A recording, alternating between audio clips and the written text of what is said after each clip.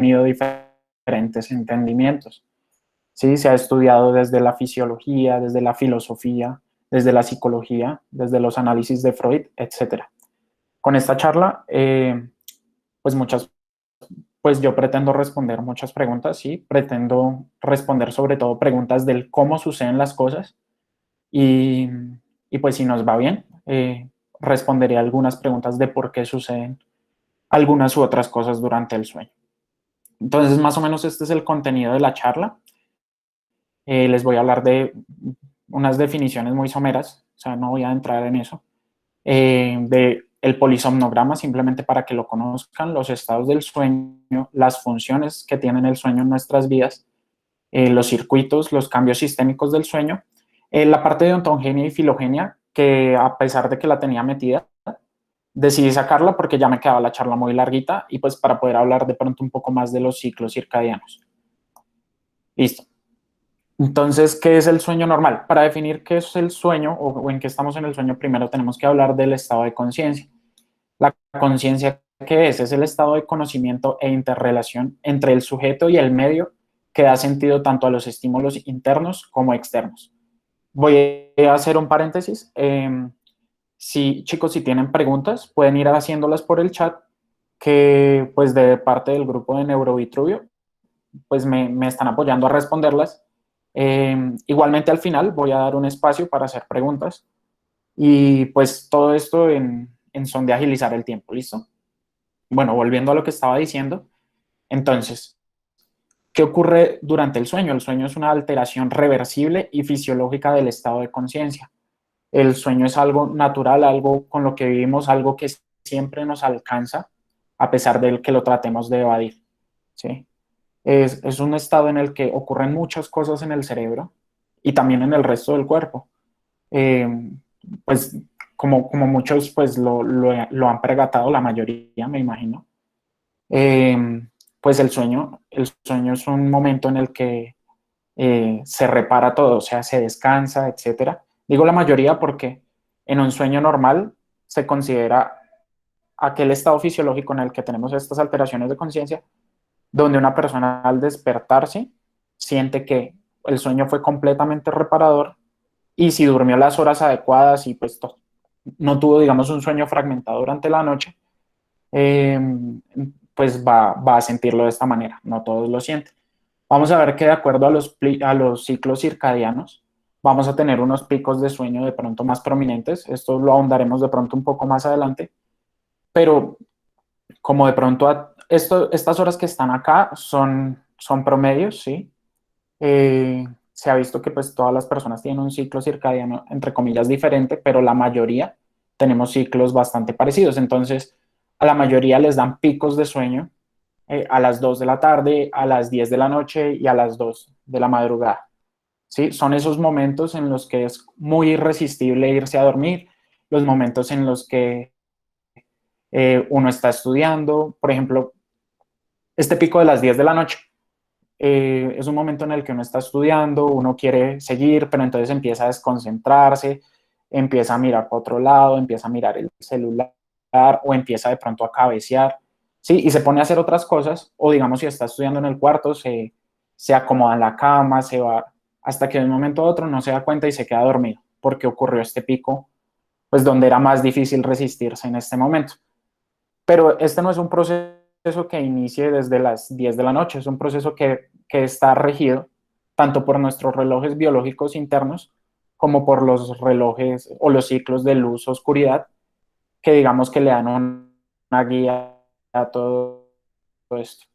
Entonces este es un proceso que inicia más o menos a partir de las 6 de la tarde, solo que tiene su pico máximo a las 10 o en algunas otras personas más adelante. Listo, voy a ahondar en esto un poco más adelante.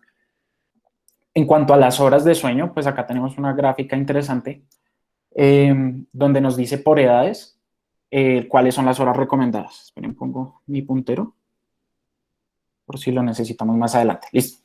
Entonces, se ve que en la mayoría de los adultos, ¿sí? Los adultos jóvenes y los adultos pues ya entre los 26 y 64 años, se ve que las horas recomendadas de sueño van de 7 a 9 horas aproximadamente, ¿sí? Unas horas que están en naranjado que pues pueden ser apropiadas entre 6 a 10 horas. ¿Listo? Todo lo que está en rojo son horas pues que no, digamos, van a hacer que el sueño, uno, no sea reparador y no pueda cumplir con todas las funciones que mencionaremos más adelante. Esto es variable para cada uno. Esto es lo que les estoy presentando, es un promedio. Sin embargo, hay casos excepcionales donde una persona puede dormir 4 o 5 horas y sentirse espectacular, sentirse muy bien. O al contrario, hay una persona que puede necesitar dormir 11, 12 horas y ese ser su ciclo, ¿sí? Entonces, pues esto es algo que se tiene que entender y pues tenerlo en cuenta para todos los momentos de la vida. Por ejemplo, si vemos acá algo muy interesante en los recién nacidos, y es que las horas de sueño de ellos al día son aproximadamente, las ideales, entre 14 y 17 horas. Es decir, se la pasan durmiendo prácticamente todo el día, ¿sí? Nosotros dormimos aproximadamente un tercio de las horas del día, ellos duermen 2 tercios. Pero fíjense que también es malo dormir más de 19 horas para ellos o menos de 11. Listo. Entonces ya para nuestro acercamiento, pues por lo menos por la parte de la medicina y a los aspectos del sueño, de una manera objetiva, se ha tratado de establecer y estandarizar por medio de ciertas variables que, digamos, se pueden medir cuantitativamente durante el sueño. Este es un examen que se le practica a personas que se piensa que tienen un trastorno del sueño y que nos ayudan a indicar las diferentes cosas, los diferentes trastornos, el síndrome de apnea obstructiva del sueño, acá podemos ver un síndrome de piernas inquietas, etc. ¿Listo? ¿Por qué les muestro el polisomnograma? Porque ahorita que les vaya a explicar las fases del sueño, pues los voy a correlacionar un poquito con la actividad electroencefalográfica que ocurre. ¿Listo? Entonces, como vemos en la imagen, pues tengo tachados el nombre y los datos de la persona que, pues, dueña del electroencefalograma por privacidad. Bueno, entonces, acá al lado izquierdo vemos las convenciones que nos dicen qué es lo que se está midiendo. Estos 4 canales, principalmente, nos están midiendo las ondas electroencefalográficas, ¿sí? La C significa central, la P significa parietal, etcétera. No voy a ahondar en eso. El caso es que esto está dividido en un papel donde cada puntico de estos chiquitos, no sé si lo vean, espero que sí, indica un segundo, ¿listo? Es decir, que todas estas variables las vamos a tener medidas en segundos. Estos 4 canales nos miden la actividad eléctrica. ¿Nosotros qué vamos a contar principalmente en la actividad eléctrica? Vamos a mirar si está en un ritmo alfa, beta, delta, teta, que ya vamos a mirar qué es todo eso para saber si está la persona, si está despierta, si está dormida, si está en un sueño profundo, si está en un sueño REM, etc. ¿Listo? Ahorita ahondo en esto. Tenemos un canal acá del chin, que quiere decir pues el mentón, que se conecta pues para ver movimientos electromiográficos del mentón. Tenemos un electrocardiograma, ¿listo? Donde pues acá se ve muy chiquito, pero pues en general se puede distinguir toda la onda P, el complejo QRS, la T, etcétera. Vamos a tener unos electrodos localizados en los músculos tibiales de las piernas. Sí, acá solo me muestran la pierna derecha, pero pues usualmente se ponen las dos, que nos van a mostrar si la persona se está moviendo. En este caso, la persona está despierta, ¿listo? Está despierta, entonces es normal que acá se vea como un ruido porque pues puede que se esté moviendo o esté teniendo contracción de estos músculos. Hay un micrófono para escuchar si la persona ronca o no. Se les pone una cánula como de oxígeno, donde pues se mide como el flujo del aire a través de ella. Se les ponen como unos cinturones en el tórax, en el abdomen, para mirar cómo estos se dilatan, pues se distienden en los ciclos de inspiración-expiración, cómo esto se relaciona de pronto con la saturación, con el flujo y con la posición. Acá vemos que también vemos la posición, la S significa que está en posición supina.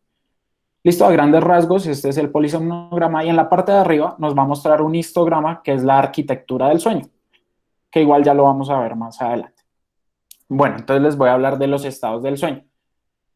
Antes, pues les tengo que hablar de la vigilia, ¿no? La vigilia es pues el estado de alertamiento en el que, digamos, todas nuestras funciones cognitivas, motoras, etcétera, están, pues como su nombre lo dice, lo más alerta posible, lo más activos posibles.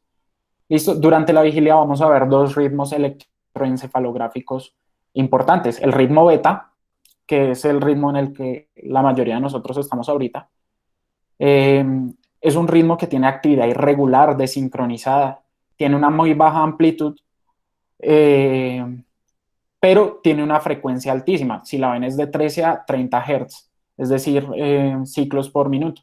Se registra sobre todo en las áreas cerebrales donde, en diferentes áreas cerebrales, pero puede predominar en la región frontal. Eh, los hertz, digamos que se aumentan dependiendo un poco más, dependiendo de qué tanta atención nosotros estemos ejerciendo sobre alguna actividad. El ritmo alfa sigue siendo un ritmo de vigilia, es una actividad regular, sincronizada. Fíjense ya acá una diferencia. Esta era irregular y desincronizada, y esta regular y sincronizada. La frecuencia es de 8 a 12 Hz. La mayor amplitud se encuentra en las regiones occipitales, temporales y parietales. Este ritmo se ve mucho más en la infancia y se bloquea con la concentración o al abrir los ojos. ¿Listo? Es decir, este ritmo, si tenemos a una persona en el laboratorio de polisomnografía, lo vamos a ver si le pedimos que cierre los ojos, pero pues la persona sigue despierta. De acuerdo, si él se concentra, aún con los ojos cerrados, haciendo alguna tarea de pronto compleja, puede que este ritmo nos cambie a beta, pero esencialmente, despierto y con los ojos cerrados, tenemos un ritmo alfa.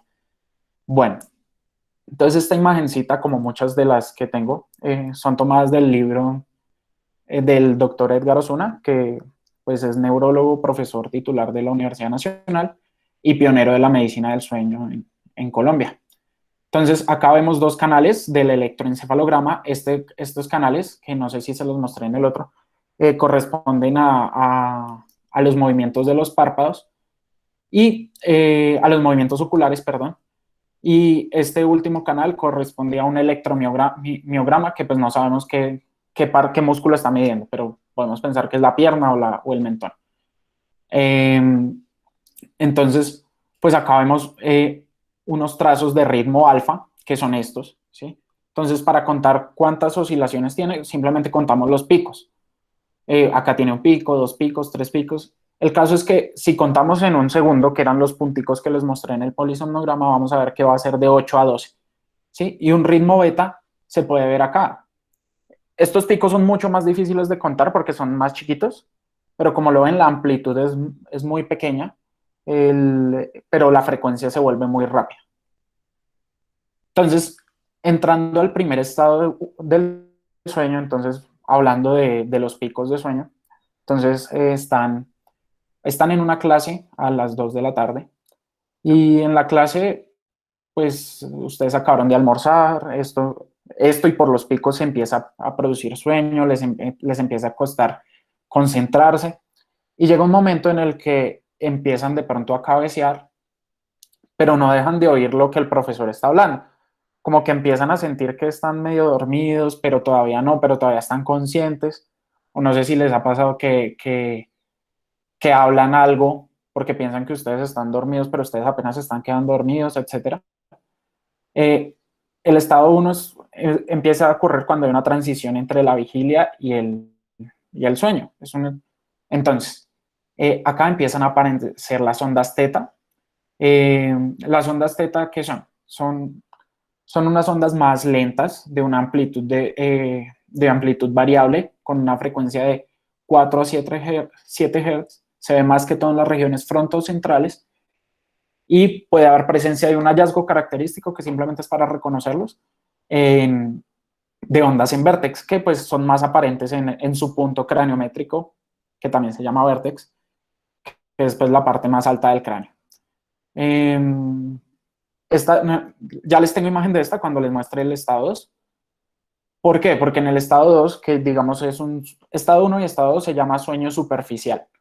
El estado 1 y el estado 2 ambos tienen ondas teta, solo que el estado 2 tiene las siguientes cosas que lo diferencian. Los usos del sueño, que son brotes pequeños como de actividad eléctrica donde aumenta la frecuencia, que son de 12 a 14 Hz y ocurren más o menos de 2 a 5 veces por minuto entre los estados 2 y 4 de sueño. Los complejos K son unos complejos que tienen un componente negativo de deflexión de onda hacia abajo y ocurren de 1 a 2 por minuto. se han asociado que la aparición de complejos K ante estímulos sonoros.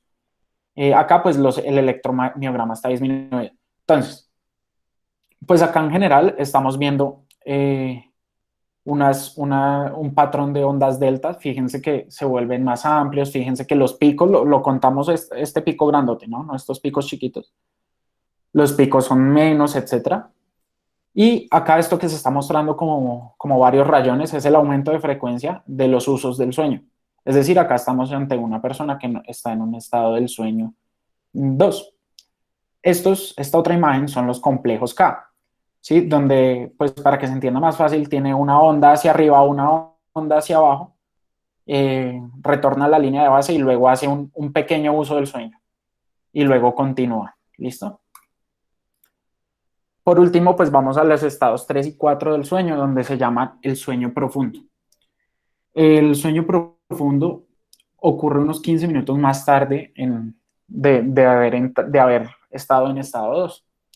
Acá la actividad del electroencefalograma va a cambiar, vamos a ver una actividad delta, ¿sí? Lo cual nos va a reflejar de pronto una actividad cortical, la menor actividad cortical posible, ¿sí? Porque pues el hecho de que estemos dormidos no significa que nuestro cerebro esté por completo desactivado. Incluso como lo vamos a ver más adelante, hay muchas regiones que se activan bastante durante el sueño. Entonces, para que lo consideremos sueño profundo, la actividad delta debe ocupar más o menos un 20% de la página de registro. ¿Listo? Pues no vale, pues no es tan importante diferenciar entre el estado 3 y 4 porque ambos son sueño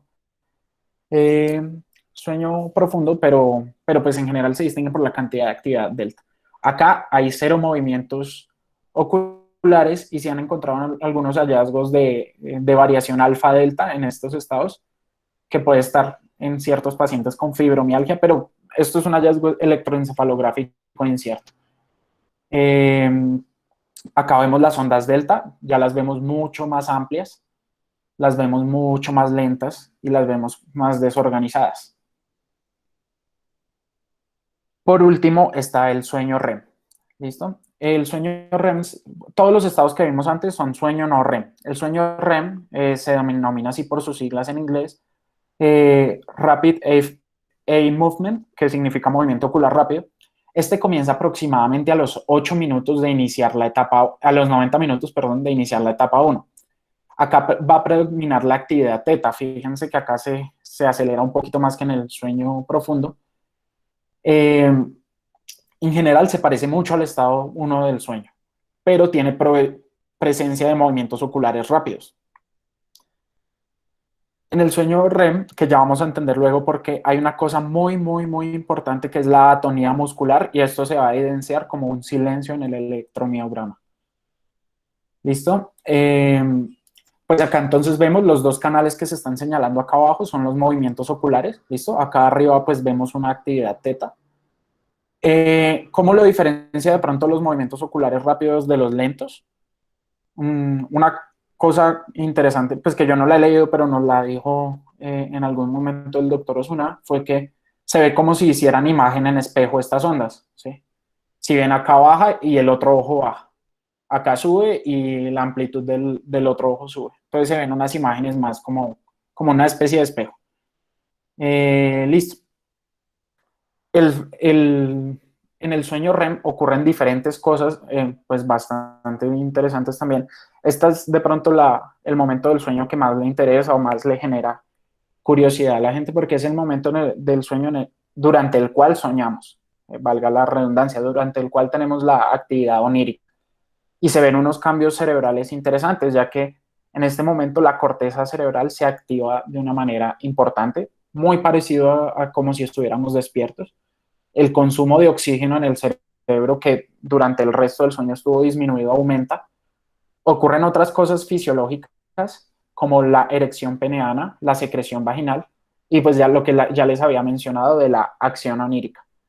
Esto de la erección peneana y eso lo puse porque antes se hacían pruebas de disfunción eréctil durante la noche, porque hay dos tipos de disfunción eréctil a grandes rasgos, ¿no? bueno, tres. Una proveniente de factores psicológicos, psicogénicos, otra proveniente de factores anatomofisiológicos o una mixta. Lo que se hacía antes era que en la polisomnografía se miraba si las personas tenían erecciones durante el sueño REM y si las lograban tener, digamos que esto era lo que les indicaba que la persona no tenía una disfunción eréctil de tipo anatómico o fisiológico, sino más bien era psicológico. ¿Listo? Esto ya no se usa tanto, pero como dato curioso. Eh, otras cosas interesantes durante el sueño REM es que todos soñamos, pero la mayoría de los sueños se olvidan subsecuentemente.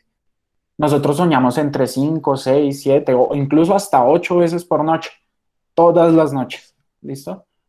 Solo que no nos acordamos de la gran mayoría de los sueños, no nos acordamos de aproximadamente el 95% de los sueños.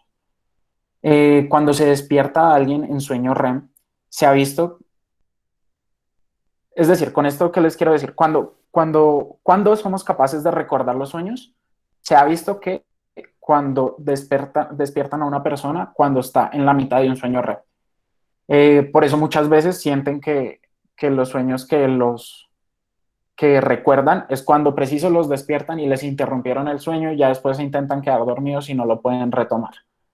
¿Listo? Yo sé que a veces uno también recuerda los sueños apenas se levanta y es porque puede coincidir que, entre comillas, el natural despertar sea al mismo tiempo que se acaba de terminar o está terminando una fase de sueño REM. Por ejemplo, si despertamos a alguien durante una fase de sueño profundo, la persona puede ni siquiera recordar si está soñando o no, e incluso se levanta más confundida, más dormida, más lenta, ¿sí? Si se le pregunta sobre algún sueño, algunas personas pueden describir una imagen, una sensación, una emoción, pero no lo recuerdan como tal, ¿sí? No voy a hablar como tal de esos mecanismos, pero pues es interesante como no logran llegar todos los sueños o no todos los sueños se almacenan en la memoria. Los que sí se le logran recordar de pronto un poco más o que la gente tiende a recordar así no se despierte en sueño REM, etcétera, son los sueños que tienen una carga emocional bastante alta, ya sea una carga emocional entre comillas buena, felicidad, amor, etcétera, o los sueños que tienen unas pesadillas pues terroríficas. Porque pues como recordando un poco sobre la neurobiología de la memoria, las emociones y las emociones negativas como el miedo son de los elementos más importantes para que se consolide la memoria. Es de las cosas que más ayuda a que un evento se consolide. Por último, les voy a hablar pues del histograma, que ya nos habla más como de la arquitectura del sueño. ¿Listo? Entonces, acá vemos, solo quiero que miren la parte de abajo. Acá vemos, para serles concretos, estos valles o estas depresiones son lo que nos refleja el sueño profundo, la cantidad de sueño profundo que tenemos. Y esto que está acá, que no sé si alcanzan a ver el color, estas punticas que se ven como con líneas rojas, son las fases que tenemos sueño y REM. Como podemos ver, esta es una arquitectura de sueño normal, donde la mayoría del sueño profundo se concentra en la primera mitad de la noche y la mayoría del sueño REM se concentra en la segunda mitad de la noche. Los otros picos y las otras partes del sueño se refieren a los otros estados del sueño, al estado 1, al estado 2. En cuanto a porcentajes, nosotros estamos en estado 1 y estado 2 aproximadamente el 60% de la noche o el 60% del sueño. En sueño profundo es aproximadamente el 20%, 25%, y el sueño REM lo que le resta. ¿Sí? Entonces, pues como pueden ver, pasamos más tiempo de la noche en sueño superficial. Es por esto, perdón, me devuelvo, es por esto que es mucho más difícil despertar a una persona recién se acaba de acostar a dormir. No recién a la media hora, porque si vemos acá, él tuvo, bueno, él tuvo un pequeño ciclo de sueño a la media hora, pero digamos el sueño profundo el segundo sueño profundo más característico lo tuvo a la primera hora, ¿sí? Mientras que ya al final de la noche vemos que prácticamente no hay sueño profundo. Acá era para devolverme al polisomnograma que les puse al principio. Entonces, simplemente como para recapitular y consolidar un poco, entonces simplemente acá vemos una persona que tenía los ojos, estaba en estado de vigilia, con un ritmo alfa, ¿sí? Que si contáramos estos piquitos, si ustedes quieren hacerlo, les va a dar entre 8 y 12. Acá abrió los ojos, ¿listo? Y acá volvió y los cerró, pero todo el tiempo está en vigilia, ¿sí? Listo. En cuanto a las funciones del sueño, las funciones del sueño profundo son muy importantes porque es el momento en donde más se descansa y más se repara. ¿Por qué lo pongo entre comillas? Porque lo que se hace básicamente es que se eliminan las toxinas, se regeneran pues todos los metabolitos. Vamos a ver más adelante que la adenosina es un metabolito importante, que entonces se empieza a reciclar para poder volverlo energía más adelante, etcétera. Durante esta fase, ya que entre comillas nos estamos recuperando, el metabolismo cerebral disminuye hasta un 75%. ¿Listo? Por lo tanto, pues la función de la corteza cerebral también. Se ha visto también que en la privación crónica, este estudio se hizo o sea, estos hallazgos se hicieron en ratas. Una rata que no la dejaban dormir por mucho tiempo empezaba a perder el pelo, empezaba a tener ataxia, ¿sí? Marcha incoordinada, debilidad, perdía la regulación de la temperatura ya en las fases finales y esta regulación lo llevaba a la muerte. Sí, pues lo llevaba como causa fuertemente implicada a la muerte, sin embargo, pues no se ha descrito que se conozca una causa exacta, un mecanismo fisiopatológico exacto para que uno se muera por la privación crónica del sueño. Son muchas cosas las que convergen. Una privación del sueño profundo, una persona que la priven solo de estos estados del sueño, puede resultar en alteraciones cognitivas importantes como déficit de memoria, déficit en la capacidad de cálculo, alteraciones del lenguaje, etcétera, e incluso lo pueden llevar a estados psicóticos con alucinaciones. Cuando a las personas se les priva de sueño, una noche que uno pasa de largo, al otro día cuando vuelve a dormir uno tiene principalmente un rebote de sueño profundo. Entonces este 25% ya no es del histograma, ya no es 25%, sino se convierte en un 40-50%. También se ha visto que el aumento de la actividad mental durante el día aumenta el sueño profundo. Y digamos que esto tiene bastante lógica, porque básicamente estamos haciendo la mala analogía de si fuera un músculo, ¿sí? Pues entre más usted trabaje el músculo un día, entre más cosas pesadas usted cargue, pues más le va a tocar descansarlo, ¿cierto? Entonces, entre comillas, pues lo que estamos queriendo decir es eso mismo. Y otras cosas importantes de las que ya vamos a hablar también, de la hormona del crecimiento y la prolactina, que se secretan principalmente durante el sueño profundo. En cuanto a las funciones del sueño REM, principalmente se relacionan con el aprendizaje, con la consolidación de la memoria y con esto que en términos de memoria se llama la potenciación a largo plazo, ¿sí? Pues recordar un poco que las memorias, o sea, los eventos que pasan a la memoria primero pasan por el hipocampo después, el cerebro después fragmenta estos recuerdos y los almacena en diferentes partes para después poderlos evocar, en el caso de que se estén guardando. Pero la mayoría de los recuerdos, la mayoría de las cosas que vivimos, el cerebro está activamente desechándolas, ¿sí? Desechándolas, olvidando, y pues el cerebro le cuesta saber qué es lo que es importante y qué es lo que no. El caso es que durante el sueño REM se ha visto que tienden a ocurrir más estas sinapsis, estas conexiones que permiten lograr el aprendizaje o la consolidación de la memoria a largo plazo. ¿Sí? Una cosa interesante, y es uno de los porqués que ha sido más difícil de contestar, y de pronto y pues ahorita no se tiene la respuesta más concreta, es el por qué soñamos. ¿Sí? Una de las teorías de las por qué soñamos es que al activar tanto la corteza cerebral en el sueño REM, se empiezan a generar nuevas sinapsis y ahí es que se genera el aprendizaje. Entonces, por eso uno puede soñar cosas increíbles, cosas cotidianas, porque se conectan diferentes partes de la corteza y se activan diferentes partes, muchas veces ni siquiera con un patrón definido. Entonces se puede activar la corteza somatosensorial, se puede activar la corteza motora, etcétera. Y no, digamos, nosotros creer en el sueño se activó la corteza somatosensorial. Entonces estamos sintiendo la brisa del mar, estamos en una playa, la corteza occipital recordando pues las imágenes de la playa, eh, la corteza motora pensando que nos paramos a ir a nadar, etcétera, ¿sí?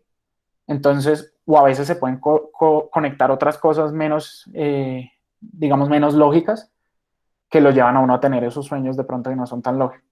Pero en medio de todo esto, digamos, también se han visto fenómenos interesantes a lo largo de la historia y es como muchas de las ideas o muchos de los descubrimientos en el mundo se han generado mientras las personas están soñando.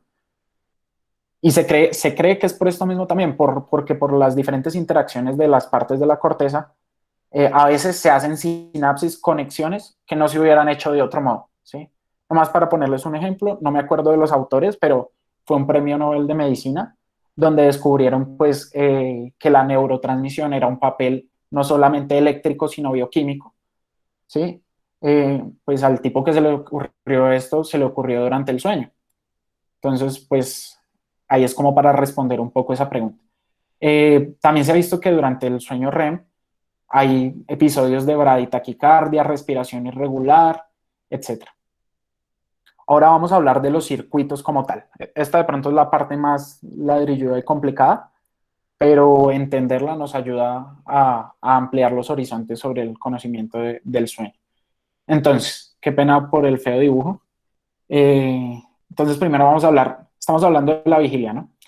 De la formación reticular. ¿Qué es la formación reticular? Es una región heterogénea que va desde el centro del tallo cerebral hasta el mesencéfalo e hipotálamo posterior. Recibe aferencias de toda la corteza y la médula, que a su vez la estimulan.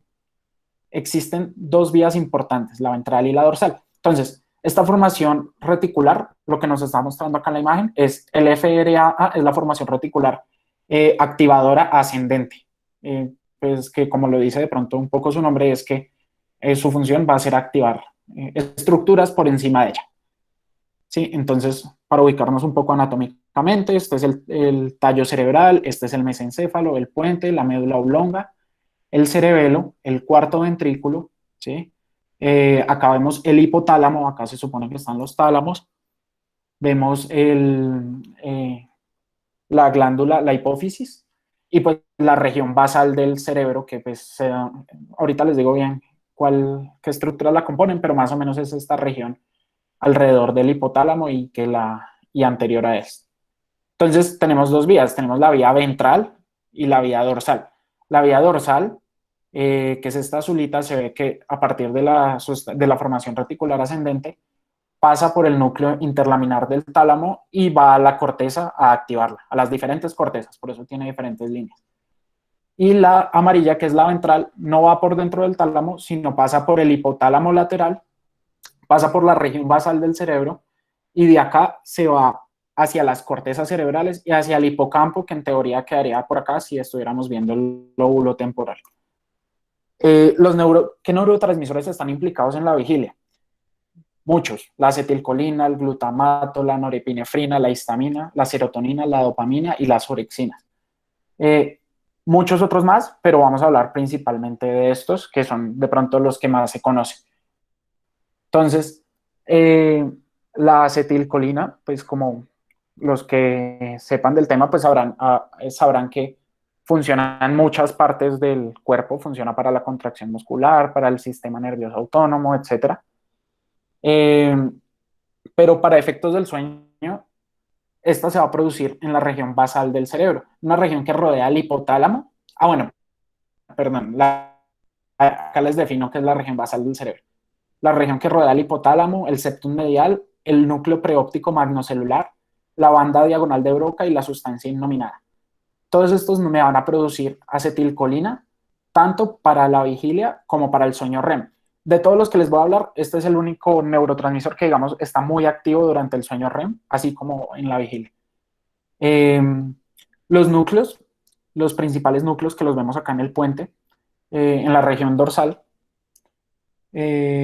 son el núcleo tegmental laterodorsal, que es este LDT, y el núcleo tegmental pedúnculo póntico, que es este PPT. ¿Listo? Tiene unas funciones muy importantes durante el sueño y durante la vigilia en cuanto al aprendizaje, la memoria y la cognición. También, bueno, entonces este núcleo produce esta acetilcolina y esta sube a través del tálamo y sube y se esparce por la corteza y va a activar toda la corteza. También se ha visto que estas neuronas de acá pueden producir el neurotransmisor GABA, que como sabemos es un neurotransmisor inhibitorio. Pero ¿cómo va a activar la corteza para la vigilia? Lo inhibe inhibiendo las células que inhiben la corteza. ¿Sí? Otra vez. El GABA inhibe las células que inhiben la corteza, es decir, activa la corteza. Listo. Entonces, por ejemplo, algunos medicamentos o sustancias como la escopolamina y la atropina nos van a generar sueño, porque estos son anticolinérgicos. ¿Listo? Entonces, el segundo neurotransmisor del que les iba a hablar es la noradrenalina, que pues también, como sabemos, tiene muchos efectos en el sistema cardiovascular, en todos sus receptores alfa, beta, en los receptores del corazón para aumentar el inotropismo, en los receptores bronquiales para aumentar la broncodilatación, etcétera, etcétera. Pero pues la función de esta en el cerebro va a ser la siguiente. Estos ayudan al alertamiento. Entonces se ha visto que tienen como perfiles estos neurotransmisores, ¿sí? Se activan, todos están, entre comillas, en una persona sana, entre comillas, activos durante la vigilia, pero unos están más activos en situaciones especiales. Entonces, la noradrenalina ayuda al alertamiento en condiciones que requieren activación del sistema simpático. Entonces, pues recordar que el sistema simpático es el sistema de lucha o huida. Entonces, todas estas situaciones estresantes que requieran como que haga que se liberen catecolaminas, etcétera, también van a estimular este núcleo y se va a generar. ¿Dónde se producen? En el locus ceruleus, que queda justo en el puente en la región dorsal, justo detrás del cuarto ventrículo. Bueno, este locus ceruleus es inhibido por la misma norepinefrina al agonizar los receptores alfa 2 que esto tiene. ¿Sí? Cuando la norepinefrina también está muy alta, esa misma norepinefrina empieza a hacer como un feedback negativo en el núcleo y empieza a disminuir la producción. ¿Listo? Se ha visto, pues, esto tiene también implicaciones porque hay otros medicamentos que son agonistas alfa 2 como la clonidina, el prazosil, el timolol. Sí que en teoría, pues si comprendemos lo que acabo de decir, pues lo que estoy diciendo es que los agonistas de alfa 2 van a generar más sueño, es decir, van a disminuir un poco la vigilia. Por ejemplo, se ha visto eh, un poco el efecto de este medicamento en el tratamiento del estrés postraumático, específicamente en los terrores nocturnos, pues en la reexperimentación vívida del evento traumático. Listo. Esta, pues como les dije, especialmente en estrés o en alertamiento cognitivo. ¿Por qué menciono esta contrarregulación importante? Porque tiene que haber un equilibrio para que no pasemos del alertamiento al sobrealertamiento, porque demasiada actividad nos va a causar y va a interactuar con las regiones cerebrales que tienen que ver con la ansiedad y también nos va a causar pérdida de la atención. El siguiente neurotransmisor es la serotonina. Es muy difícil entender el papel de la serotonina. Se cree y se especula que es importante en la vigilia, porque en todos los ratones o en estos animales que se miraron las muestras, aparecía aumentadísima cuando los animales estaban en periodo de vigilia. Sin embargo, es difícil, ¿por qué? Porque si han estudiado algo de la serotonina, saben que tiene por lo menos 15 sitios de unión o más, incluso más, y cada sitio de unión tiene efectos diferentes, ¿listo? Entonces, y sabemos que la serotonina está implicada en otras funciones mentales, en otras funciones cerebrales como el afecto, en la ansiedad, la agresividad y el apetito. Para efecto del sueño, también sabemos que esto se produce en diferentes partes, pero para efectos del sueño nos vamos a enfocar en el núcleo dorsal del RAFE. todo lo que diga 5-HT, y esto es por los receptores, nos vamos a estar refiriendo a la serotonina, ¿listo?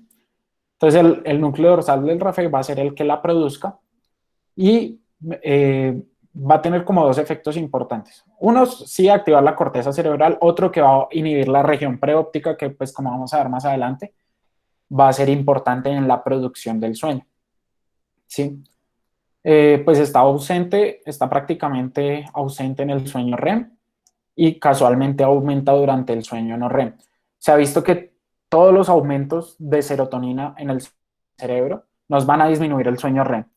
En lo que leí para esta conferencia, no tengo muy claro, pues uno podría hacer, digamos, la conclusión de que puede a largo plazo terminar afectando la memoria, pero pues es una duda que resolveré en otra ocasión. Pues, ¿por qué? Porque disminuye la cantidad del sueño REM. Esto es importante, por ejemplo, en las personas que toman medicamentos como inhibidores de la recaptación de serotonina.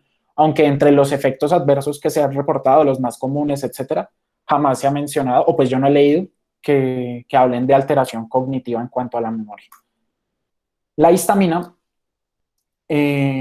bueno, así como estamos hablando de que cada una tiene sus momentos, la histamina se produce en los cuerpos mamilares, en los núcleos tuberomamilares, acá donde les estoy señalando, en el hipotálamo posterior, y el núcleo, digamos, el efecto principal de esta ser un promotor de la vigilia, porque se ve más aumentada en los momentos en los que se va a cambiar de sueño a vigilia.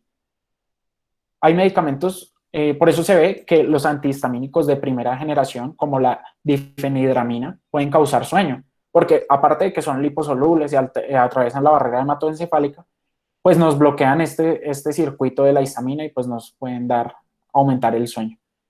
Hay medicamentos que bloquean los receptores H3 que son autoinhibitorios, como el ciproxifan.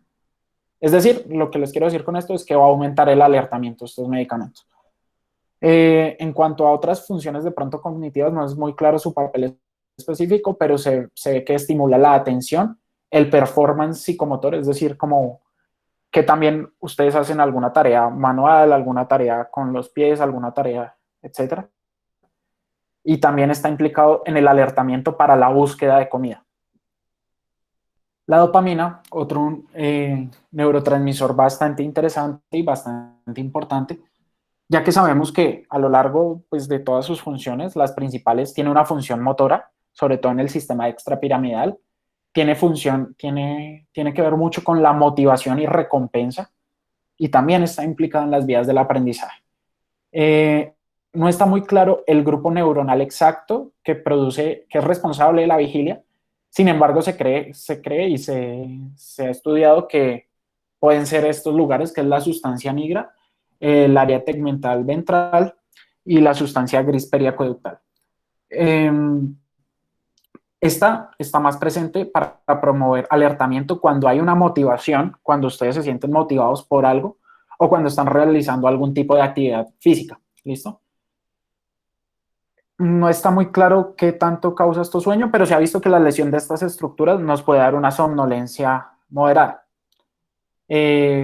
Asimismo, se ha visto que inhibidores del receptor D2 de la dopamina pueden causar somnolencia. Entre esos, pues vemos los antipsicóticos típicos, ¿sí? Como el haloperidol, que en muchos pacientes se ve que sí causan somnolencia. Les puse la imagencita diferente, pero pues acá está. Entonces, este es el núcleo en el que estamos diciendo que se produce la dopamina. Y lo mismo, esto contribuye a todas las redes de activación cerebral. Hay algo importante en cuanto a la dopamina, y es que, bueno, porque la dopamina ha sido uno de los blancos terapéuticos para diferentes medicamentos que promueven la vigilia, ¿sí? O medicamentos o drogas como las anfetaminas, como el modafinil, etcétera, etcétera. Entonces acá vemos una gráfica bastante sencilla, bastante simple, donde nos muestra, este es pues el axón presináptico, el final del axón presináptico, el inicio del axón postsináptico, ¿listo? Estos punticos rojitos son la dopamina, las vesículas que transportan la dopamina, Entonces, bueno, cuando se hace la excitación de estas neuronas por glutamato, por la sustancia que sea, se activan, se despolarizan, llegan acá, se libera la vesícula sináptica, se liberan los neurotransmisores, la dopamina, y estos se le unen a sus receptores en las neuronas postsinápticas que nos van a generar las diferentes acciones que ya mencionamos. Pero lo que vamos a ver de pronto un poco más es el transportador de dopamina, que es este DAT, y el BMAT, que es como el transportador vesicular de monoaminas. Entonces, el caso es que estos medicamentos, por ejemplo, las anfetaminas, bloquean esto y esto, entonces hace que se aumente mucho la dopamina en el espacio sináptico y generan, ¿por qué generan dependencia? O pues es la teoría, porque se acumula también tanto acá que empieza a ser como reflujo, por decirlo así, en estos transportadores de dopamina.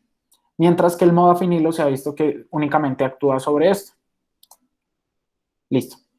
Entonces, ya acá les voy a hablar de las hipocretinas o las orexinas, se llaman de ambas maneras, que son, por decirlo así, como el jefe o la madre de la vigilia. Digamos, es el neurotransmisor más importante para la vigilia. Se dividen en orexina A y B o hipocretina 1 o 2, no importa, es lo mismo. Se sintetizan en el hipotálamo lateral y posterior y se proyectan ampliamente e inervan fuertemente todos los núcleos que mencionamos anteriormente. Como vemos acá en la imagen, pues la flechita verde nos está indicando que los está estimulando a todos, los está prendiendo a todos para que funcione. Antagonistas de la orexina como el almorexan reducen, por ejemplo, la latencia de sueño e incrementan el sueño REM. Sí, esto también tiene un papel en el sueño REM importante. También tiene un efecto directo sobre la vía mesolímbica y el reward, o sea, la recompensa. Se ha visto también, pues como hallazgo interesante, que la inhibición de las orexinas puede ayudar mucho en las personas que estén pues para disminuir la motivación hacia el consumo de drogas de abuso. Entonces puede ayudar mucho a las personas con drogadicción. Estas orexinas se han visto alteradas en Parkinson. Cuando ya está más avanzado, se pierde aproximadamente el 60% de las neuronas que la producen y se pierde, y en la narcolepsia, que pues es una charla que vamos a ver más adelante, pues están prácticamente abolidas hasta en un 90-95%. ¿Listo? Bueno, ya acá pues les quiero hacer simplemente como una integración de todo lo que acabamos de ver. En cuanto a la actividad cortical y talámica a través de la vigilia del sueño, pues nada, las neuronas talámicas pues transmiten la información hacia y desde la corteza y tienen características eléctricas intrínsecas que nos ayudan a generar algunos de los ritmos corticales que se observan durante el sueño no REM. El tálamo pues contiene dos tipos de neuronas, las glutamatérgicas, que son estimuladoras, que son neuronas tálamo-corticales, que nos van a transmitir información sensorial, motora y límbica, y las GABAérgicas en el núcleo reticular del tálamo.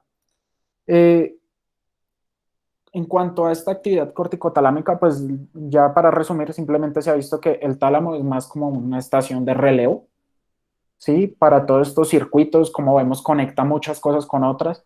Sin embargo, se ha visto que con las ablaciones del tálamo, si bien se hace una pérdida de conciencia exagerada, se pierde la deglución y otras cosas, eh, no afecta los ciclos de sueño-vigilia.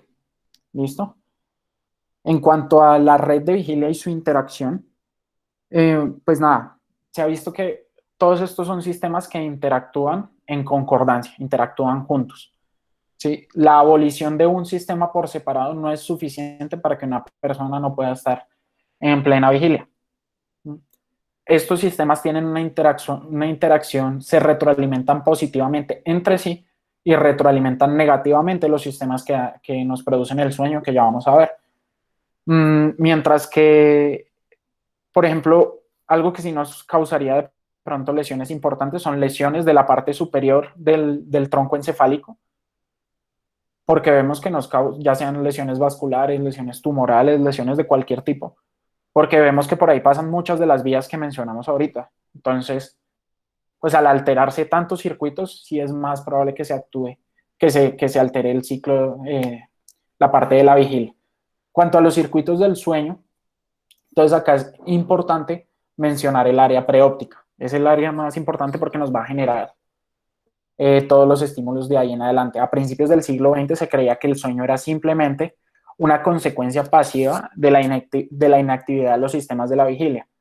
Hoy se conoce que esto es una actividad completamente activa.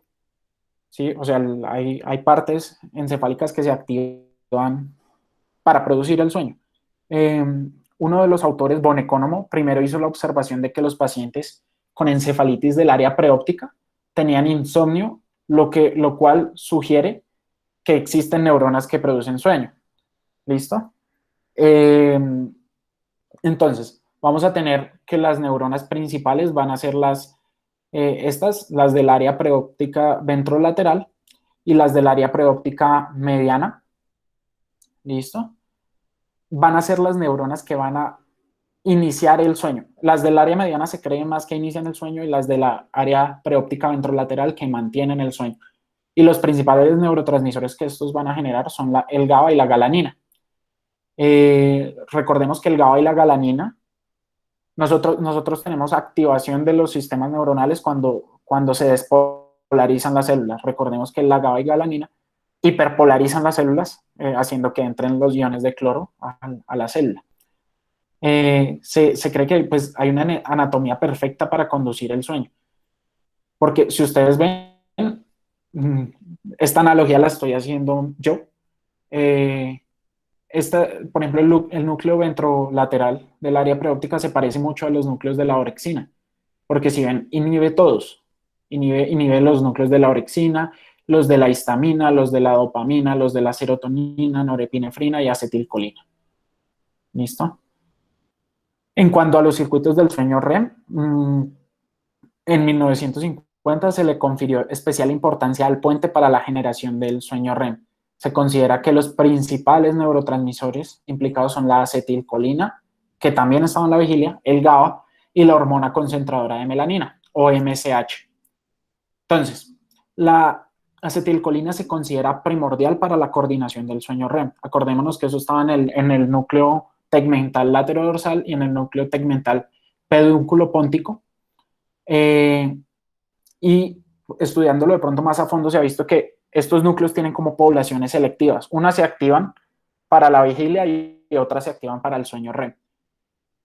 Esta población selectiva para el sueño REM, las principales acciones que van a tener son la activación cortical y la atonía. ¿Por qué esto es importantísimo? Porque cuando nosotros soñamos, si estamos soñando que nos persiguen, que estamos corriendo, que estamos peleando, es muy importante que no actuemos nuestros sueños porque es peligrosísimo para nosotros o los que duermen en pareja para su pareja, etcétera, porque están soñando que pelean y le pegan un puño a la pareja, ¿sí? Entonces esto es un mecanismo que la gran mayoría de nosotros tiene perfecto, tiene bien y le funciona bien la gran mayoría de las noches. Entonces nosotros tenemos atonía durante el sueño, ¿sí? Esta acetilcolina es responsable de que se inicie el circuito que nos van a inhibir las motoneuronas de la médula espinal. Entonces, así la corteza motora mande la orden de hacer un movimiento con la mano, con la pierna, etc. Esta señal no va a hacer o no va a estimular a la motoneurona inferior. ¿Listo? Por ejemplo, trastornos que tienen que ver con esto es el trastorno de comportamiento del sueño REM, en los que las personas no tienen atonía y empiezan a actuar sus sueños, u otras cosas que de pronto a algunos les ha pasado, que es la parálisis del sueño. Esto ocurre a veces cuando uno se despierta durante el sueño REM y digamos los mecanismos que controlan el sueño vigilia cambiaron, pero este mecanismo de la acetilcolina no se ha abolido por completo. ¿Listo? Bueno, se considera también la acetilcolina muy importante para la activación cortical en sueños complejos y bloqueadores de glicina como la estricnina, que esto encontré que era un veneno, incrementan el tono muscular. Las monoaminas, que eran todas estas hormonas que hablamos antes, estos neurotransmisores, perdón, como la serotonina, la norepinefrina, incrementan el tono muscular por excitación directa de las neuronas motoras. Es decir, estas sabemos que están inactivas durante el sueño, especialmente durante el sueño REM, quiere decir que el tono muscular va a disminuir. Interesantemente, músculos como el geniogloso, la atonía no es tanto por la acción, eh, por la inhibición de los neurotransmisores del sueño, sino, sino por la inhibición con GABA. Las monoaminas inhiben también el sueño REM por sí mismas. Entonces, si tenemos estas monoaminas muy aumentadas, ¿sí? También puede verse esto en algunos antidepresivos, etcétera. Nos pueden causar que tengamos o más insomnio o que tengamos menos sueño REM. Acá menciono un poco de eso, los inhibidores de la recaptación de serotonina o los antidepresivos duales como la venlafaxina pueden aumentar el tono durante el sueño REM y uno puede fragmentar el sueño o puede desenmascarar trastornos comportamentales del sueño REM, que era lo que les mencionaba ahorita. Entonces, por ejemplo, esta atonía es tan potente que casi ningún sueño la despierta. Hay cosas de pronto muy exageradas que pueden hacer que esta atonía se revierta.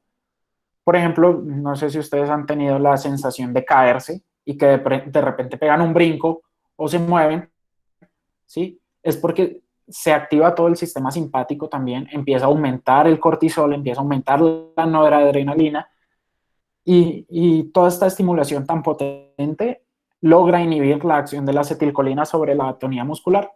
Entonces, una situación estresante de estas en los sueños puede eventualmente generar que nos movamos, pero pues digamos que son situaciones más bien aisladas. El GABA, este se produce principalmente en el núcleo sublaterodorsal, o a mí me gusta más el subcerúleo porque le da como una mejor ubicación, o sea, debajo del locus ceruleus. Este núcleo produce tanto glutamato o GABA, pero pues estamos pendientes solo del GABA en este momento. Muchas neuronas de este núcleo se activan durante el sueño REM. Se proyectan hacia la médula ventromedial. Entonces, este núcleo es activado por la acetilcolina. Esto proyecta hacia los cordinales espinales anteriores e inhiben las motoneuronas. ¿Listo? Tiene un circuito cerrado con la sustancia gris periacueductal y el tegmental lateroposterior.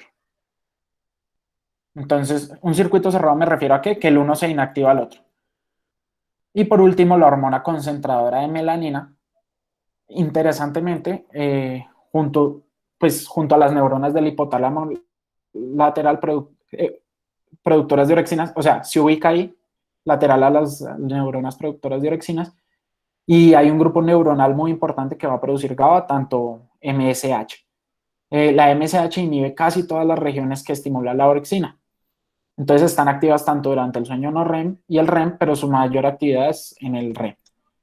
Bueno, acá quería ampliar un poco más en la MSH y en cómo el metabolismo y otras cosas aspectos fisiológicos del cuerpo van a influir importantemente sobre la producción de esto. Por ejemplo, acá vemos un ejemplo pequeño sobre la leptina, ¿sí? Entonces, en últimas, la leptina va a inhibir la MSH, ¿sí? La leptina, que es la hormona que nos produce saciedad cuando comemos. Por el contrario, la grelina, que estimula el neuropéptido Y, etcétera, nos va a aumentar la producción de MSH, ¿sí? Acá es una grafiquita a la derecha donde hay como un resumen de todo lo que pasa en la neurona presináptica con respecto a la estimulación de las neuronas que producen MSH. Entonces, pues si ven acá, entonces la oxitocina la inhibe, las orexinas la inhiben, el glutamato lo inhibe, ¿sí? Entonces, pues bueno, esta grafiquita es bonita para ver como los diferentes neurotransmisores ya más bien resumidos. En cuanto a las transiciones del sueño y vigilia, entonces, se ha visto que hay inhibiciones recíprocas por ambos sistemas, tanto por el de la vigilia como el del sueño, ¿sí? Lo cual va a permitir una estabilización tanto de la vigilia, es decir, como del sueño, es decir, que estemos menos tiempo en estados drowsy, en estados de confusión, en esos estados que uno está recién se levanta a las 3 de la madrugada o alguna cosa así. Entonces se ha visto que estos mecanismos que regulan la transición se han asociado más con sustancias que son los somnógenos. El principal somnógeno, o de pronto el que más se conoce, la adenosina. Recordemos que la adenosina es un sustrato importantísimo para la formación de ATP, que es nuestra moneda de energía. Entonces, cuando estamos produciendo mucha energía y consumiéndola, el ATP es alto y la adenosina va a estar baja. A medida que pasa el día, los mecanismos de producción de energía se van volviendo más lentos, las células se van fatigando, entonces el ATP va disminuyendo y la adenosina se empieza a acumular. Esta adenosina se une a unos receptores que están en todos los núcleos de la vigilia y empiezan a disminuir su actividad, ¿sí? Adicional a esto, también se une a los núcleos, a la región preóptica ventrolateral y la desinhibe. Entonces va a empezar a aumentar todos estos mecanismos que producen sueño. Entonces nos va a generar una transición de somnolencia entre el sueño, entre la vigilia y el sueño. ¿Listo? La adenosina se ha visto que está más implicada con los astrocitos más que con otros tipos de población neuronal y se depura, se elimina durante las fases del sueño profundo. Entonces vemos la adenosina a grandes rasgos, entonces nos va a producir cansancio y sueño.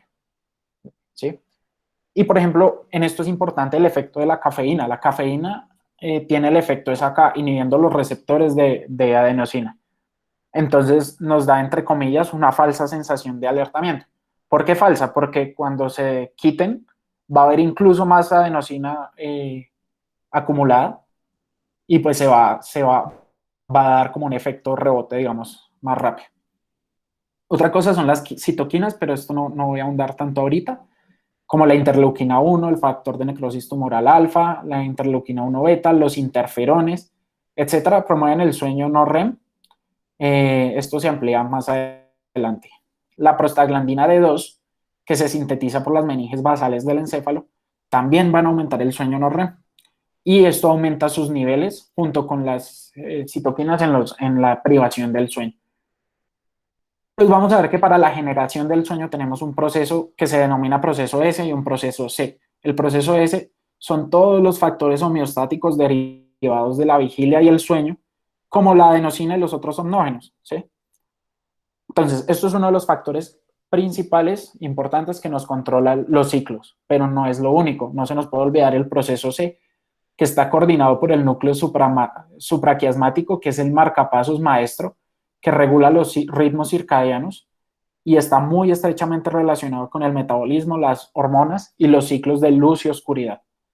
Entonces, para que empecemos a entender que esto es un tema complejo y pues difícil de correlacionar. Bueno, esta era la imagencita como de todos los mecanismos del sueño, ¿sí? Esta era la versión clásica, pero pues por tiempo les voy a explicar solo esta. Entonces acá se produce la MSH, todos los que están en verdecito están activados durante el sueño REM. Y los rojos están inactivos. Entonces se ve que la MSH va a generar una acción inhibitoria, por ejemplo, en estas neuronas de la sustancia gris periacueductal y eso que producen dopamina.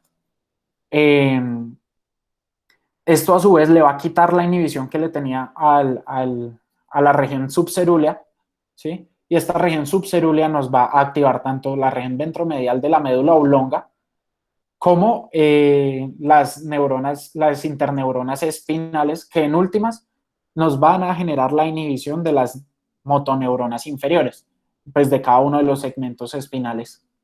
Entonces esto nos explica como así a grandes rasgos la atonía. Todo esto era para llegar a esta grafiquita que es un poco más compleja de entender, pero digamos ya tiene todo lo que les mencioné y digamos me parece muy bonito y muy completa, ¿sí? Entonces, por ejemplo, acá en la vigilia, esto es una gráfica de vigilia, el HCRT son las hipocretinas, nada. Acá en las flechas moradas vemos que activa todo, activa la corteza, activa la región basal del cerebro que produce acetilcolina, activa, si se fijan acá está coloreadito la mitad, activa la población de acetilcolina del tegmento laterodorsal y del tegmento pedúnculo. Se me olvidó, se me olvidó el nombre. Bueno, que activa el PPT y el núcleo tegmental posterolateral para que estos nos también a través del tálamo, etcétera, nos activen, etcétera. Todo esto son los ciclos de la vigilia. Sí, acá también vemos cómo actúa cada una. La noradrenalina cómo baja y nos activa las motoneuronas, nos aumenta el tono muscular, cómo nos aumenta la dopamina, nos activa también acá la acetilcolina. Sí, tienen muchas interacciones pues bastante interesantes. Y cómo la dopamina en este ciclo, en este circuito cerrado que les decía, inhibe acá la región ventral, inhibiendo el GABA, por ejemplo, y también cuando esto se activa, pues inhibe la dopamina y también nos va a inhibir acá las motoneuronas. En cuanto a lo que predomina en el sueño no REM, entonces acá vemos las hipocretinas inactivadas. ¿Inactivadas por qué? Por la adenosina, ¿sí? El óxido nítrico, que se acumula en los receptores de estas células de la base del cerebro e inhiben la secreción de acetilcolina, aumentan la secreción de GABA, se inhiben las hipocretinas, se estimula la secreción de GABA-galanina por la región preóptica ventrolateral, etcétera. ¿Sí? Entonces acá vemos pues todas las conexiones inhibitorias que esto tiene. Y nos inhiben durante el sueño no REM la mitad de la región tegmental que nos va a producir la acetilcolina. ¿Sí? Acá no hay nada inhibido, pues no hay nada importante en cuanto a la inhibición de los movimientos. Sin embargo, como sabemos, pues acá la corteza cerebral está más apagada, entonces es menos probable que hagamos algún movimiento. ¿Sí? Los principales movimientos que hacemos durante el sueño no REM es de pronto al inicio del sueño y son fisiológicos. Y en ese momento puede ser que los que duerman en pareja le peguen a la pareja o no le peguen o se muevan mucho, cojan las cobijas, etc. Pero ya en el sueño profundo no, el movimiento no es tanto y en el sueño REM pues es que esto se inhibe. Por último, los mecanismos del sueño REM. Acá volvemos y tenemos la MSH, que nos va a estimular acá la GABA-galanina, la glulicina GABA, que nos inhibe las motoneuronas, es más de lo mismo. Lo mismo. Lo único interesante que les quería mostrar acá era cómo se coloreaba la parte posterior de los núcleos tegmentales, que eran, digamos, la población específica de acetilcolina que nos iba a ir a estimular tanto estas interneuronas como nos iba a ir a estimular la corteza cerebral para que soñemos mientras estamos en sueño REM. Ya como datos clínicos importantes de pronto, pues si le quieren tomar fotico a esto, no voy a profundizar, es digamos, el efecto que tienen los diferentes medicamentos en los momentos del sueño. Por ejemplo, acá los antidepresivos tricíclicos y la recaptación de serotonina disminuyen el sueño REM. Los antipsicóticos típicos, ya les había mencionado, aumentan el sueño. Los antihistamínicos, los GABA, los medicamentos GABA, como las benzodiazepinas, van a aumentar el sueño, etc. En cuanto a los cambios fisiológicos que ocurren durante el sueño, ¿qué cambios ocurren en todo el resto de sistemas? Entonces, los cambios en el sistema nervioso autónomo, en general, todo el tono parasimpático está aumentado, con predominio en aquellos órganos que el parasimpático y el simpático se oponen. El tono simpático se aumenta un poco durante el sueño REM, pero digamos es muy fluctuante, por eso tenemos tantos cambios de braditaquicardia. Listo, disminuye en general la norepinefrina y la epinefrina sistémicamente. En cuanto al sistema cardiovascular, durante el sueño hay una tendencia a tener bradicardia, ¿sí? Uno puede ver incluso bradicardias de hasta 35, 37, que en un individuo despierto, pues uno pensamos que está en una bradiarritmia bastante importante y puede tener un paro cardiorrespiratorio, pero no, en estos casos es normal.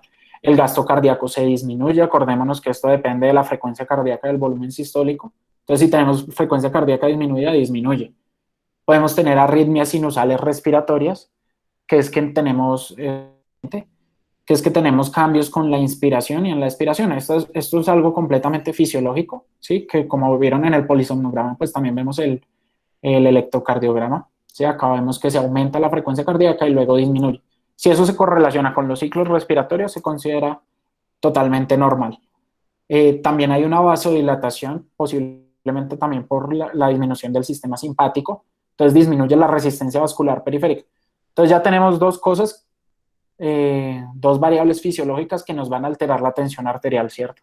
acordándonos que la tensión arterial depende del gasto cardíaco y de la resistencia vascular periférica. Entonces disminuyó el gasto cardíaco y disminuyó la resistencia vascular periférica. Lo normal es que disminuya también la tensión arterial, de un 5 al 15% de lo basal, de lo normal. Listo. Se ha visto que en el sueño REM pues hay picos de taquicardia e incluso pueden haber aumentos de la tensión con variaciones súbitas de hasta 40 milímetros de mercurio. Acá tenemos pues una grafiquita que nos muestra más o menos lo que les acabo de decir de la tensión arterial. En cuanto al sistema respiratorio, acordarnos que esto está controlado por los núcleos del tronco encefálico, que pues también reciben información de la corteza cerebral, de los receptores mecánicos de la pared torácica, de los pulmones, de los quimorreceptores que nos hablan de cómo está la oxigenación, de la presión de oxígeno, tanto los centrales y los periféricos nos hablan de la presión de dióxido de carbono y el pH en la médula. Entonces, bueno, todo esto va a estimular estos núcleos y estos núcleos van a estar activos. Los únicos músculos, de pronto se me olvidó mencionar, los que no tienen atonía durante el sueño REM, son los músculos respiratorios, ¿listo? Entonces, en el sueño no REM disminuye la frecuencia respiratoria, se vuelve un patrón regular, disminuye el volumen corriente, que normalmente es de 500 mililitros, se puede disminuir a 300 mililitros. Nos va a aumentar un poco la hipercapnia, vamos a tener hipoventilación, y por la ligera atonía que tenemos en este momento, por la disminución, por ejemplo, de la norepinefrina, podemos tener que, por la posición de la almohada, etcétera, empecemos a bloquear un poco la vía aérea y a tener aumento de la resistencia de la vía aérea. ¿Listo? Durante el sueño REM pueden haber apneas centrales normales y la resistencia puede aumentar aún mucho más, ¿sí? Entonces, las personas que tengan mucha resistencia de la vía aérea y esto les cause desoxigenación y que el sueño no sea reparador, esto se puede ver mucho más acentuado durante el sueño REM, por lo que les mencionaba de la atonía. Esta imagencita simplemente era para mostrarles pues lo mucho que se puede flexionar el cuello, más si tenemos atonía pues de los músculos extensores, entonces pues se nos puede bloquear la vía aérea.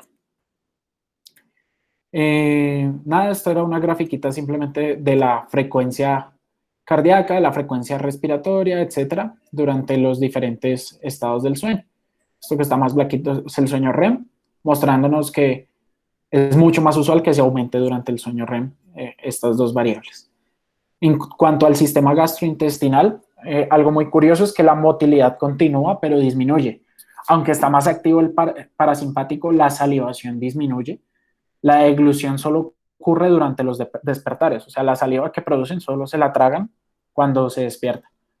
Este momento, el momento del sueño es muy importante para las personas con reflujo gastroesofágico porque si bien hay menos secreción gástrica y su secreción pico es hacia la medianoche, digamos que como hay disminución de la motilidad, el reflujo o la secreción ácida permanece por más tiempo en el esófago, lo cual conlleva a que haya más incidencia de esofagitis o incluso puede haber fragmentación del sueño secundario a un reflujo gastroesofágico. Muchas veces es de muy difícil diagnóstico.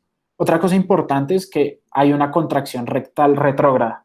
¿Para qué? Para que nadie se vaya a hacer del cuerpo mientras está durmiendo, ¿sí? Lo único que uno lo despierta a hacer del cuerpo es o que lleve estreñido mucho tiempo o que tenga una diarrea viral o algo, una situación que definitivamente pues no se pueda controlar, pero en general la mayoría de nosotros no se levanta a hacer deposiciones durante la noche.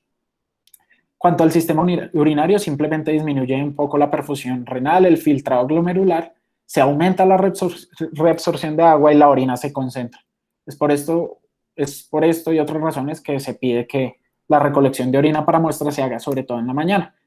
La temperatura, que es algo importantísimo, se ha visto que tenemos disminución de hasta 1 grado centígrado durante la noche, ¿sí? Pues recordemos los mecanismos de pérdida de temperatura, la evaporación, la radiación, la conducción, etcétera, la convección. Acordémonos que la temperatura está regulada también por el hipotálamo, por todos los roles moleculares de la AMP quinasa, pero pues no vamos a entrar en eso. ¿Por qué se disminuye la temperatura? Porque el metabolismo, disminuye durante el sueño REM, no REM, perdón, y es de las cosas que más aumenta la temperatura. Eh, ¿Por qué más? Porque además estamos teniendo cambios de posición que nos ayudan a disminuir la temperatura y hay otros mecanismos hormonales porque cambios en la temperatura nos van a causar malestares en el sueño. Incluso se ha dicho que la termorregulación para el sueño es mucho más importante que los ruidos externos, ¿sí? Se ha visto que los cambios en temperatura que haga que el cuerpo no baje la temperatura que debería bajar o no la suba en los momentos que los debería bajar, están más implicados en que el sueño sea menos reparador y menos satisfactorio a que si hay algún ruido externo. Obviamente no estoy hablando de ruidos exagerados. Eh, entonces, pues la termorregulación, esto está unidísima al ciclo circadiano y está sincronizado con el tiempo. Un concepto que se llama la termoneutralidad es que la mejor temperatura a la que dormimos es una temperatura de 29 grados centígrados, temperatura ambiente, ¿no? De 29 grados. Es la mejor temperatura a la que nuestro cuerpo se regula. En cuanto al sistema endocrino, bueno, esto es bastante interesante porque algunas hormonas dependen de su secreción, dependen del sueño para su secreción. Otras hormonas se secretan durante el sueño simplemente porque coinciden con el ciclo circadiano. Eh, por ejemplo, la hormona del crecimiento y la prolactina dependen exclusivamente del sueño profundo. Entonces, por ejemplo, acá vemos abajo en esta gráfica los picos de secreción de la hormona del sueño. Esto negrito coloreado son momentos en los que estamos en sueño profundo. Esta persona de acá no durmió o se le privó el sueño, no liberó hormona de crecimiento.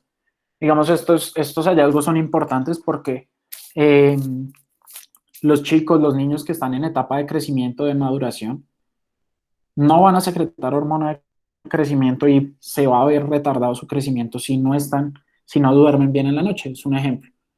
Mm, por ejemplo, otras de las cosas es que la TSH, la hormona tiroestimulante, se aumenta, tiene su pico máximo durante la noche y parece que el sueño parece ser uno de los factores que la inhibe, junto con la retroalimentación negativa de la T4 y todo eso.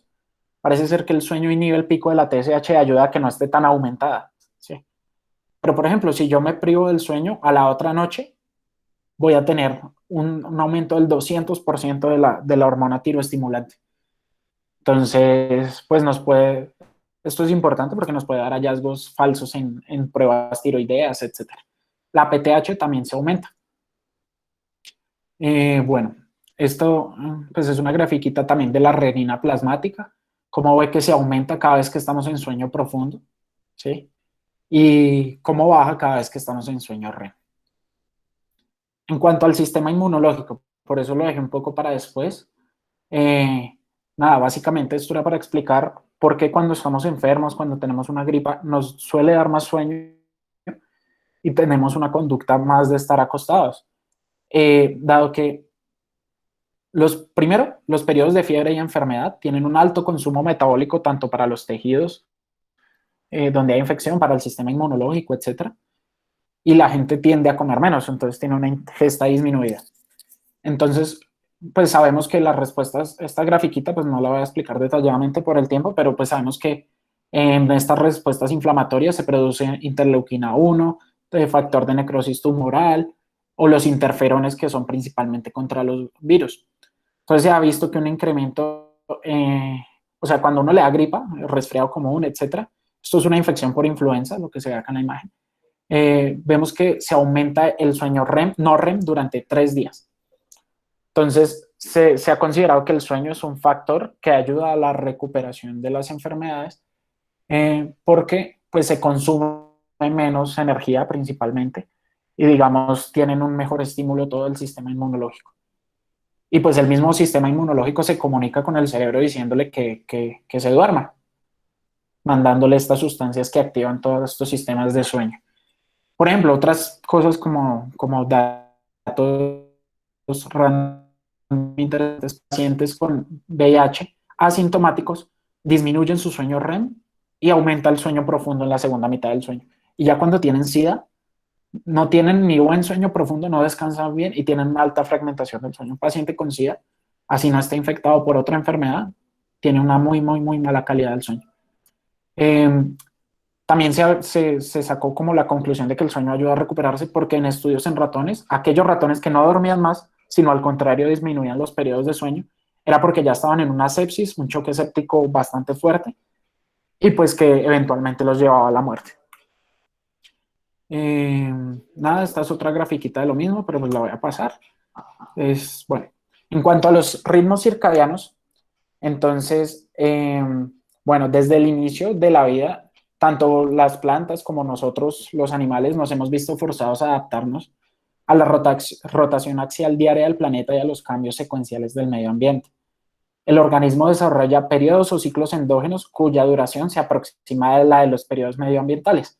Una prueba de esto es que si nos aislamos y nos colocamos bajo condiciones artificiales constantes, el ritmo endógeno se separa del ritmo medioambiental. Se ha visto que hay ritmos circadianos incluso desde las células, desde los organismos unicelulares hasta los humanos. Por ejemplo, uno de los primeros experimentos que nos habló de esto fue en 1792 de Jean-Jacques, que describió que cuando ponía una planta,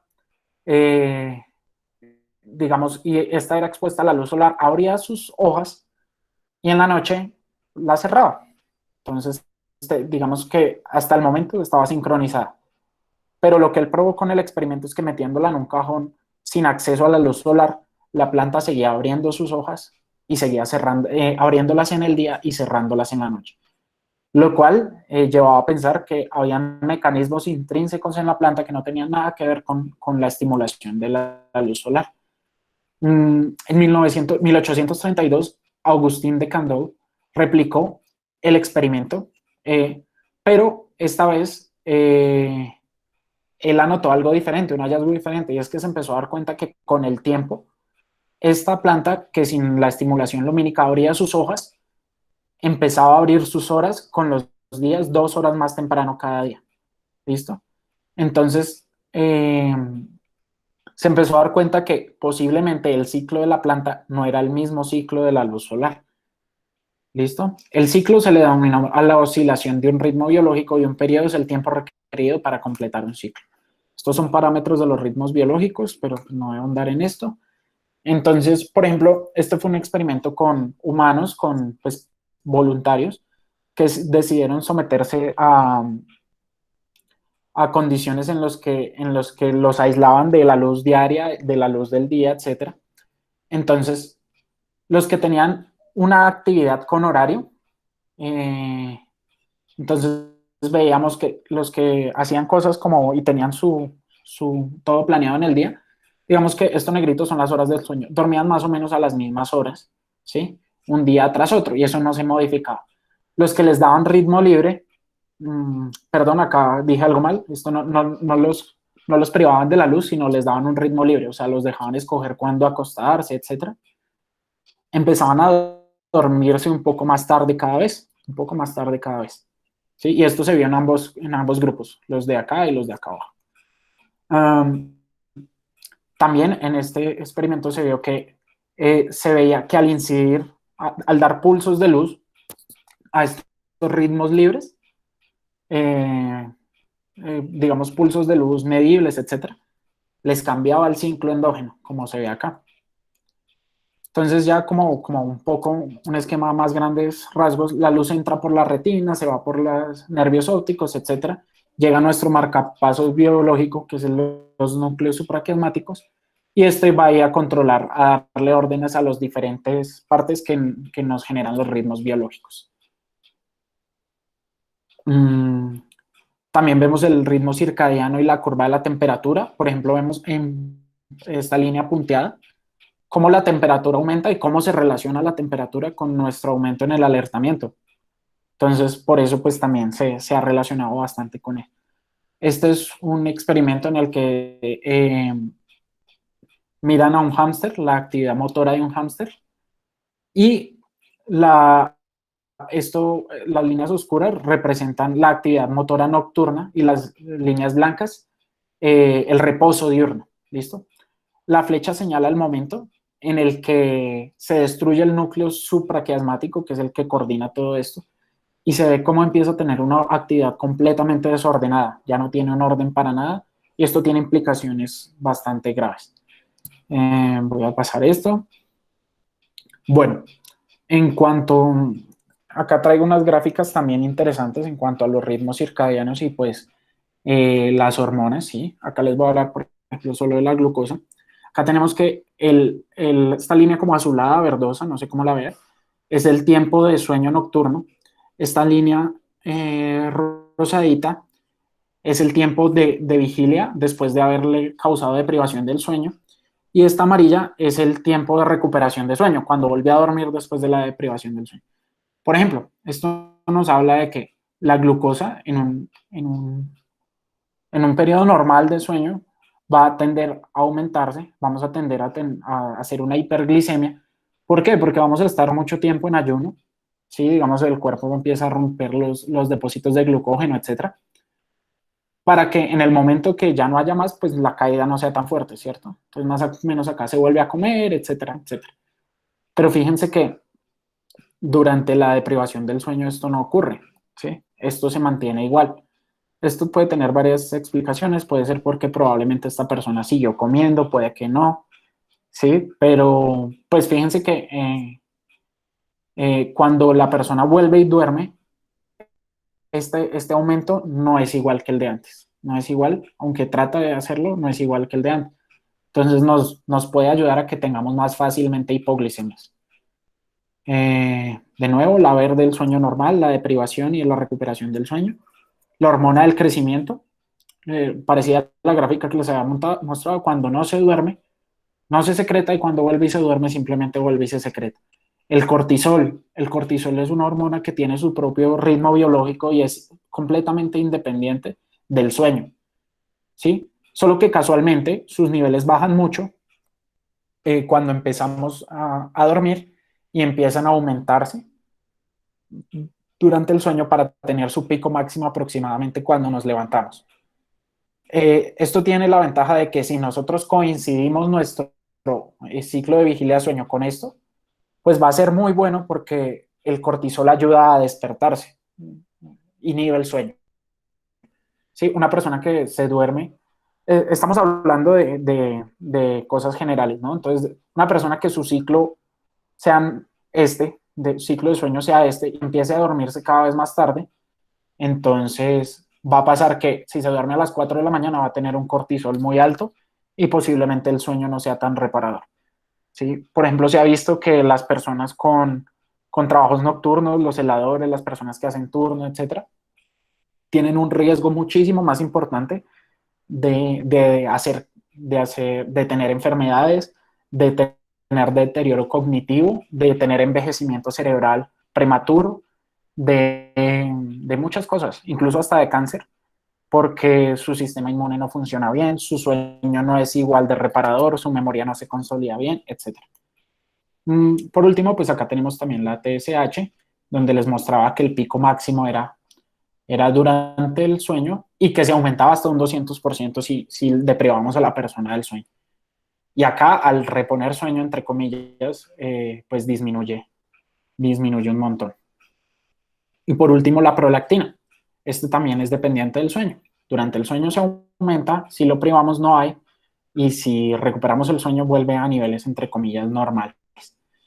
En cuanto a los aspectos neuroanatómicos, bueno, ya les dije que la parte más importante son los núcleos supraquiasmáticos, que acá lo vemos como coloreadita la población neuronal de la que hacen parte. Esta imagen la tomé de Pinterest, pero me pareció muy buena porque pues entran los rayos de luz a través de los ojos. Ojo, porque estos son rayos de luz azul gamma, ¿sí? Que digamos los tiene la luz solar, pero no la luz de las bombillas. Esto explica por qué digamos, no se desata todo esto cuando estamos expuestos ante luz de bombillas. Aunque sí existen bombillas y las ponen en algunos hospitales que tienen este tipo de luz para tratar de mantener a las personas despiertas. Entonces, bueno, la luz azul gamma, entra por la retina. Esta respuesta no depende ni de los conos ni de los bastones. Depende de las neuronas ganglionares que se encuentran en la retina. Se activan, van a través del nervio óptico, llegan al núcleo supraquiasmático. Este se conecta con los núcleos simpáticos en la médula y estos le responden a los ganglios simpáticos cervicales, y estos se van a continuar con la glándula pineal, donde se va a estimular la secreción de melatonina, ¿sí? En ausencia de esta luz, ¿listo? La melatonina es una hormona que pues también va a estimular el sueño. Y pues acá también se va a sintetizar la MSH y todo lo que ya les hablé. Ya pues para ir terminando, las aplicaciones clínicas de los ciclos circadianos, eh, digamos, pues son muy importantes, ¿no? La prolactina es importante conocerla por todo esto del amamantamiento del bebé. El cortisol, tener en cuenta que la prolactina, si vamos a tomar una muestra, no puede estar la persona trasnochada. El cortisol, tenemos que tener en cuenta que tanto se aumenta o se disminuye dependiendo la parte del día, que indudablemente la capacidad ejecutiva cerebral disminuye durante la noche, ¿sí? La mayoría de errores, digamos, en los trabajos, en gente que trabaja tanto de día como noche, ocurren durante la noche, ¿sí? Pues en el librito mostraban un ejemplo, por ejemplo, del accidente de Chernobyl que ocurrió durante la noche, y se puede hacer de pronto una asociación. Por ejemplo, una cosa importante es cómo están los ciclos de la fibrinolisis y la agregabilidad dependiendo de los ciclos sueño-vigilia. Entonces, por ejemplo, en la mañana hay menos fibrinolisis y se aumenta más la agregabilidad plaquetaria. Es por eso que se ven más accidentes cerebrovasculares más o menos al despertar, o en horas tempranas de la mañana, o infartos de corazón. La rinitis alérgica también se ha visto, o los que tengan de ustedes pues pueden experimentar que de pronto da mucho más fuerte durante la noche y al momento de levantarse, y durante el día empieza a disminuir. Las reacciones de histamina, etcétera. Incluso esto tiene una relación importantísima con una cosa que se llama la cronofarmacología, que es el estudio de cómo los medicamentos aumentan, disminuyen su efecto, etcétera, dependiendo de los ciclos circadianos. Por ejemplo, la quimioterapia es mejor, tiene mejor efecto y tiene menos efectos secundarios si se hace en un momento de un ciclo biológico en el que haya menos replicación del ADN. ¿Sí? Esto puede, y muchas de estas cosas se hacen para, por ejemplo, por eso se recomienda la aplicación de algunos medicamentos en la mañana, etcétera. Nada, esto era simplemente una grafiquita de lo mismo, de la rinitis alérgica, que se ve que es mayor, aumenta en la noche y su pico es más o menos al despertar. Como último, pues para los que les interesó el tema y quieran de pronto investigar un poco más, pues les ponía este artículo. Bueno, les ponía este título, que fue el premio Nobel de Fisiología del 2017, que se lo ganaron Jeffrey C. Hall, Michael Roach y Michael Young, por sus descubrimientos en los mecanismos moleculares para el control de los ritmos circadianos. Pueden buscarlo y ampliar, es bastante interesante. Y ya, gracias. Qué pena haberme alargado. Esta fue la bibliografía que utilicé. Por último, vamos a pasar a una sesión de preguntas, pero me gustaría invitarlos a las siguientes charlas de Vitruvio. Ahorita a las 7, para los que no estén cansados y les interese, hay una charla de radiología en ortopedia con el doctor Tomás Martínez, que es ortopedista de la Universidad Nacional y actualmente está haciendo fellow en cirugía de mano. Y hay un taller para la otra semana, para el lunes, de signos vitales. ¿Listo? Y les dejo los pósters. Y ya, pues las preguntas que no se hayan resuelto, pues los escucho.